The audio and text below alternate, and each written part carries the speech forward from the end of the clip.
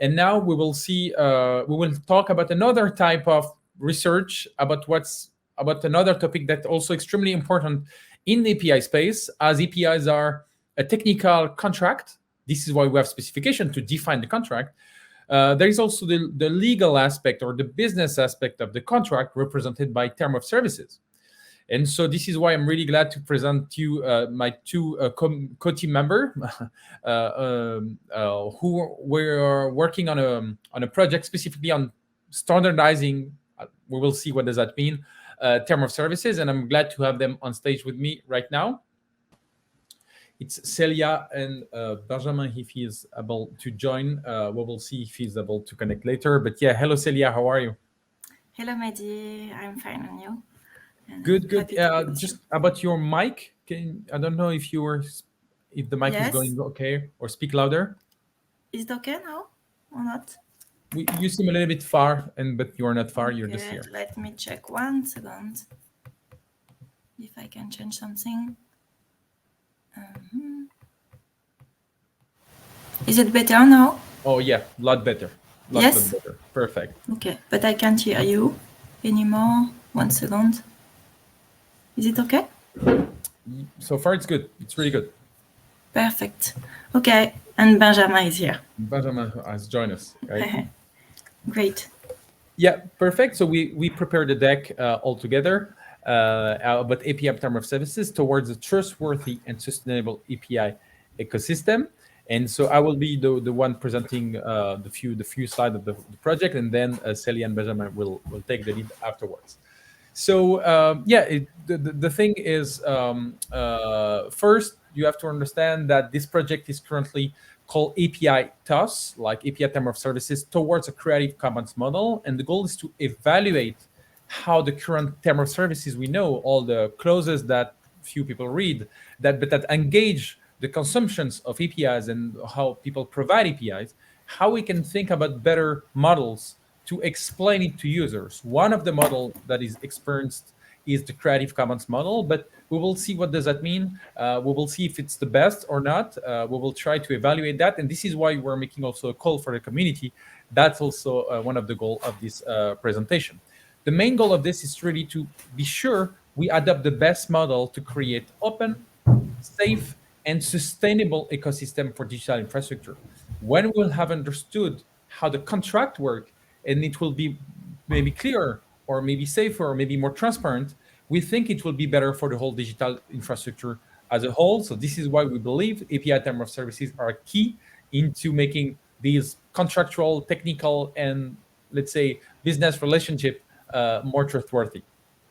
It's a collaboration between Apidays and Inno³ where Célya and Benjamin are working on. This project is part of a larger project run by the Ford Foundation with the help of Mozilla Foundation, Open Society Foundation, and other Sloan Foundation and contributors, of a 1.3 million grant towards making the web's open source infrastructure more equitable. APIs term of services are part of this project because APIs, either in open source, either in closed source software, are the way we connect software with each other. So as long as we don't have this really open, safe, and transparent way to explain what are the engagements when you connect a software to another by its API, we will not have open and equitable digital infrastructure. All of this started from a project that has been run, I think, 10 years ago by a team who did term of service did not read. I have read and agreed to the terms. It's the biggest slide on the web. They were aiming to fix that. They built a great community around term of services. We think API term of services is the biggest slide of the programmable web. So this is why we wanted to dive into that topic and explain what does that change when it's not human reading term of services, but human and machines to read API term of services. We will see what does that mean. Thank you, Mehdi, and I will continue now to present you the first result of our research.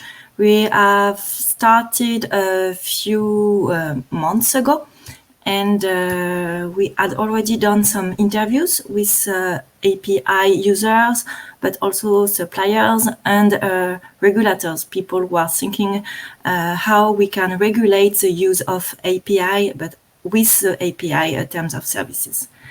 And the first results are based on this interview, and we did some qualitative analysis.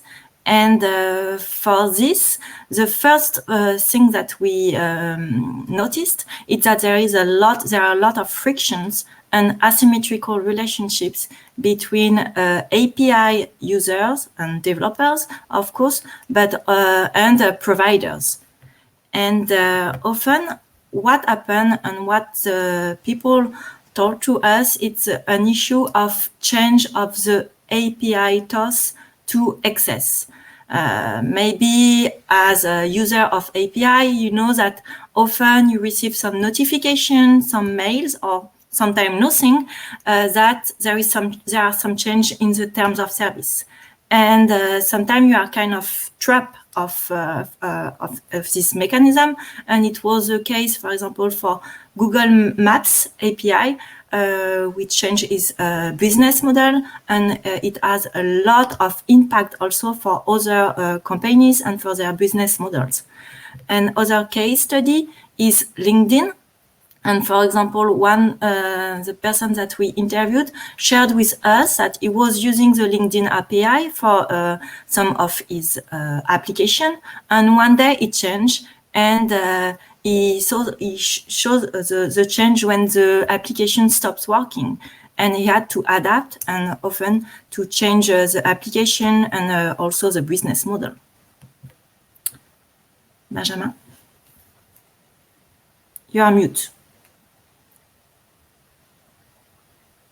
So in our interviews, we try to find how people can trust each together and how people can find a way to have successful business model.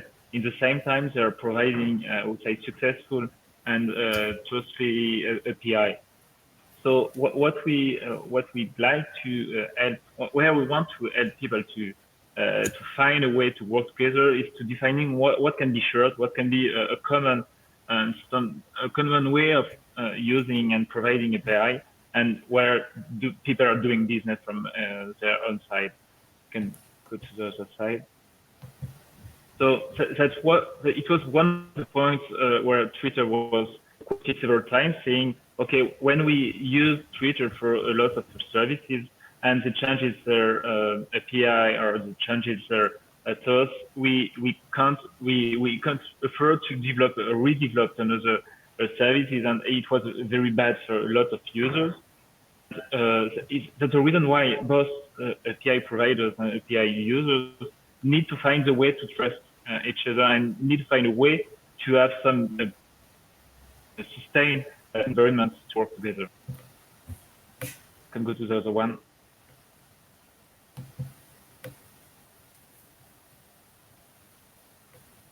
So yes, regarding API business model and the case of the use case of Twitter, it was quoted as a tragedy, saying, okay, because they need to find a way to develop from I would say business perspective their own company, they just stopped the trust, and they failed to maintain the trust the community had regarding the API provider.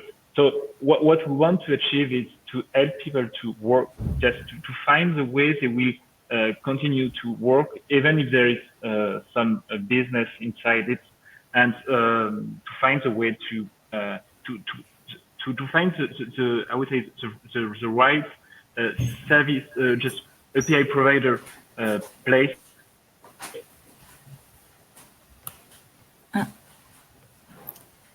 The connection seems not good. I will continue. Benjamin, the connection is not good. I will continue. Okay. I will continue with this one about the lack of communication between user and suppliers. And one of our case studies was academic research. A lot of researchers today use data from Twitter, Facebook, LinkedIn, and other big platforms to also create and build services for other researchers. And today for them, it's also really, really difficult to get some exception to use the data, for example, for Twitter or Facebook.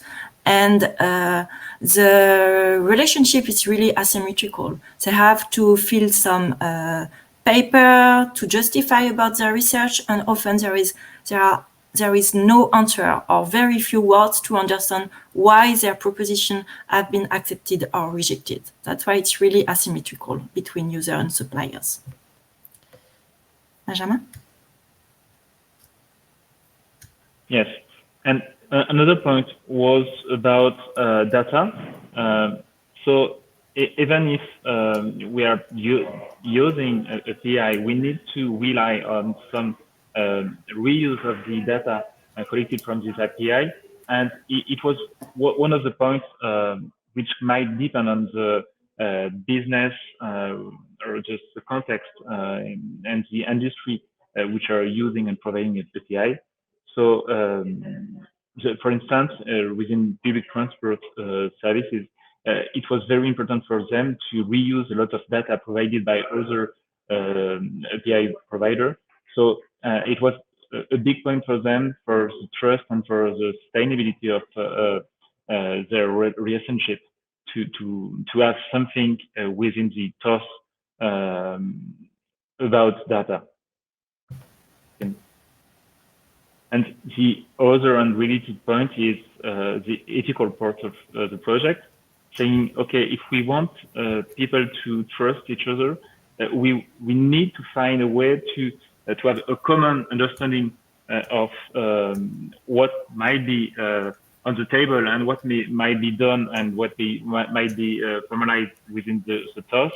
But there are lots of ethical things we can do and other we can formalize and put within this kind of TOS. So people want to find what might be needed from an ethical point of view to include in those TOS terms of services. And today also, in Europe, GDPR and so on, often the developer and the developer of API have a lot of constraints about ethical issue, and they have a lot to do. And also for a researcher is the same, to fulfill the compliance, to be compliant to, for example, personal data.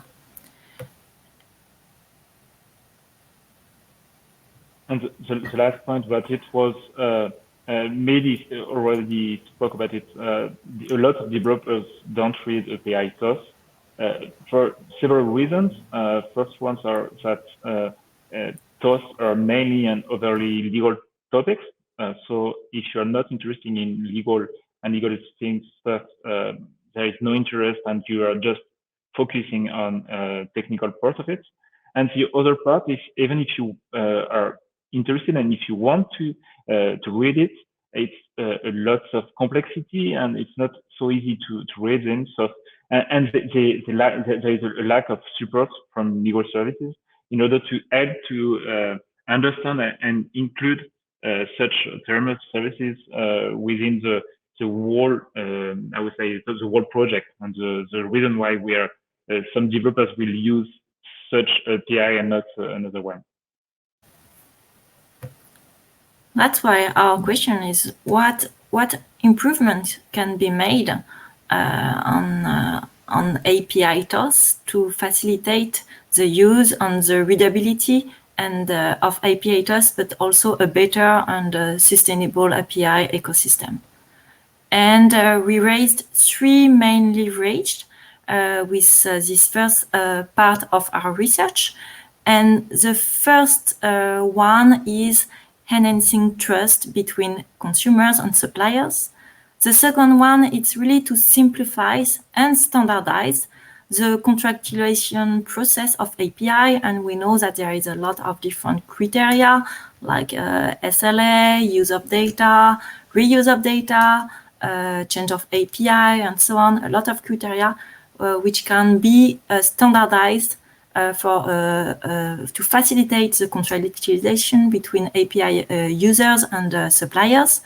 And the third one is to enable the creation and sustainability of a larger API ecosystem to make, with the help of API TOS, API more interoperable and to facilitate also, for example, the reuse of data and so on. And it's what we will present now. And it is really for the second part of our project, we will try to find the better solution, the better prototype to do that. And to summarize, there is different stakes for the different stakeholders. For users, is to have more confidence in the data providers. It's to reduce the power on user asymmetries. Also, for example, with the communication, all the constraints, the fact that they have to adapt to change of the API business model, for example. And also one point would be to get all the economic states out of the TOS to make them more sustainable. For the suppliers also to standardize and to figure it out, to have better API TOS, it will be also some advantage to facilitate interoperability and also interfacing between APIs and TOS. It's time saving because today it takes a lot of time to write API TOS, and it's not really efficient.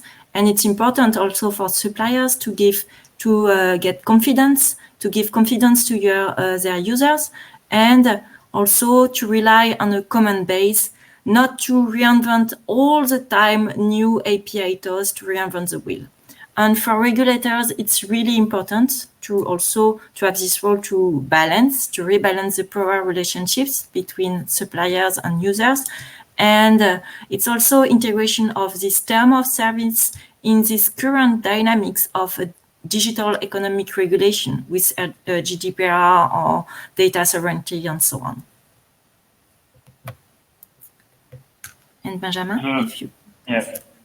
So we wanted to achieve this project is by thinking not only from a legal perspective, but to think with some kind of design approach to include technical part of it and, as we say, business part of it too. So we are trying to gathering all these approaches in our project in order to have something which might which need to be legal with a result which will combine law, tech, and design in order to help people to use it and be sure and confident about our result in order to have something I would say sustainable and from the long-term perspective. From it, we are inspired by other approaches. We already spoke about Creative Commons legal design approach. There is in API Commons another illustration of what might be done in order to help people to share some, I would say, the same vocabulary, the same contractual or just specification about technical part of it. Can go to yes, and from the same way we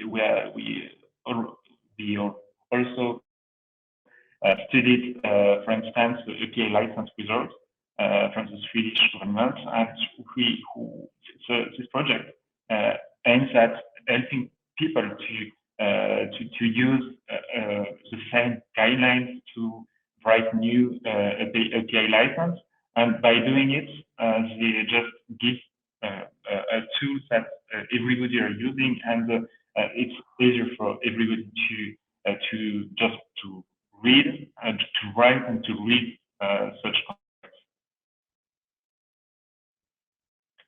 Another project we which might be inspiring for us is a certification or label.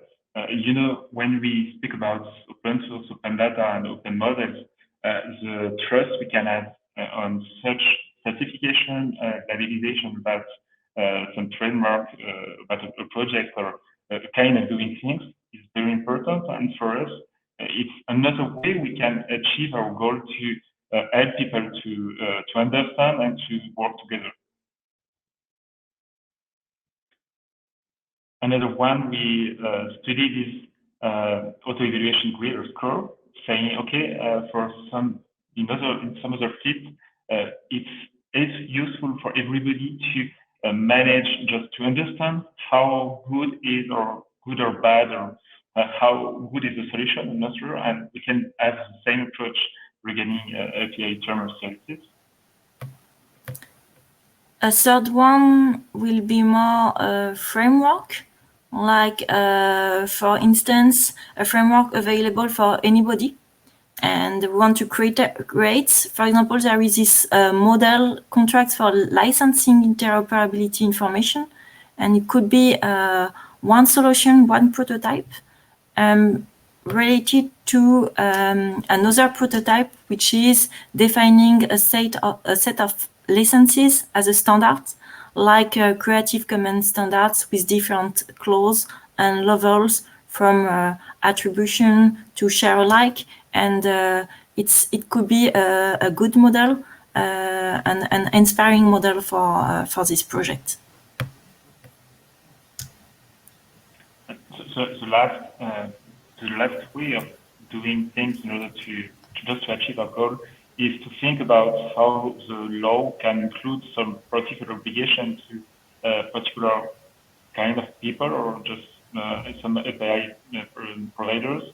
So it's another way of achieving it, and we are exploring in this way what can be done in which I would say national or European perspective. And that's why we designed a survey with different questions related to these prototypes, but also to get some feedback about the criteria, the clause that we can include in our standardization approach, clause like service level agreement, payment, API copyright policy, data storage, and to know if it's something important to include for this standardization. And there are a lot of questions, and there are few more questions in this survey. And yes, Benjamin, I'll let you finish. Yes, what we can say is, so we started the project a few months ago. We have some insights from the previous interviews we've done, but now it's time to go broader and to have more feedback about what we think which might be useful. So that's the reason of why we are here today. It's to communicate about this survey and to collect as much comments and contribution as we can. And maybe as you are part of this project also, feel free to add your perspective, because you have different background, legal studies, sociology, and you more use and all your expertise on API.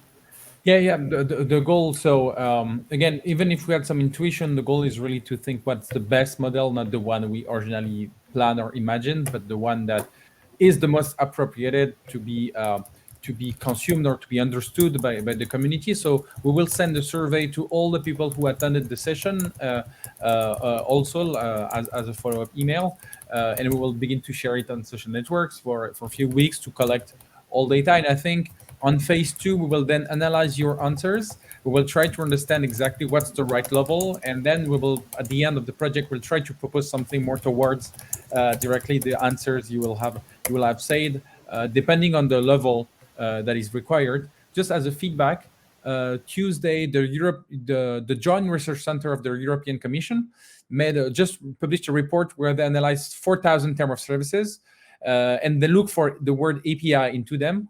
Like say 40% had the word API into them. So just to say, it's part not just on the API term of services, but also the whatever platform and users. So that was an important aspect to be considered. But even Célya from the Research Center of the European Commission were saying that, she was seeing more, the law would take a lot of time and would not be the first solution, at least for them to be adopted, because it would take 5, 6, 7 years. I don't want to bias the people there, but just to tell you what was a feedback about the discussion earlier.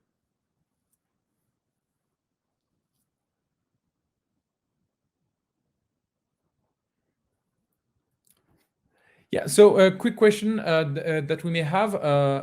So about the ability, so Open API standards, and this morning we had a lot of things about API specifications, and how it's hard to set up a kind of whatever standard or document. Following your knowledge on things like a label or certification or Creative Commons or stuff like that, how long it could take for the whole community to embrace whatever format it will be for API term of services? Maybe Célya or Benjamin, do you have any idea about how it can spread? I think that's why we are doing this study. Often it's to have also like a UX approach. Often that it's difficult to push something, a solution. That's why our goal is to understand what is missing and what will be easily usable for people without asking them too many motivation, extrinsic motivation, or too many efforts to adapt this solution. That's why right now it's not about a time, it's about time, but it's more to know where is the interstice or the use of people, user, and try to just adapt a small things that they can use easily because it's in their already daily process. That's why it's our approach to say, no, we have the solution, the better solution, but we want to understand better what will be easy for you. And maybe it will be a small change, but it will do a lot. I don't know if I'm clear about this, and maybe Benjamin, you have more the legal approach and the answer. It would be. I would just add that regarding API codes, there is not so good solution yet. So there is an opportunity to find something better. It might be maybe easy to do things better than what we have today, because we don't have many things. And if we find the right or just a right answer, it might be very, I would say, very fast in terms of adoption. If we are doing things well, and if community are involved in our project, what we want to, I think it might be very fast. But I'm optimistic, so that's the way I think. Yeah, 1 minute for last question. Most of the time, API term of services, when it's about big contracts, it's mostly ad hoc contract. They build other type of contract, not the one who are there. So it seems API term of services are really for self-service approach. When you want to sign up without talking between lawyers. Do you think it's an opportunity to make it simpler, or because of this self-service approach? Because there will be a contract after all. There will be a contract. If a challenge is big, they will do another contract, whatever. That's why. Yes, that's why also in our clause we just say what is in this small and simpler contract, standardized one, and what will be outside of this API TOS. But to see clearly the link, I think it will be really important. And Benjamin, sorry for. I totally agree. So the point for me, there is a lot of things to do from generic approach to standardize, and a lot of things we need to put outside of our project. And that is exactly what we are doing here. And you will see in the survey for the one who will, we will send the survey to all attendees. But in the survey, you will see there you have a clear outside, or it should be or not, or outside, and that will really help us to decide how it can be simplified to make it more understandable by everyone. We're a little bit out of time, but thank you very much, Célya and Benjamin. Thank you. Yes, API-TOS CC. I will share the link also in the chat. And so anything is interested to know more, you can reach us on contact@apitos.org. Thank you. It was great to have Thank you, you, Benjamin Mehdi. and Célya. It's a great project. Thank you.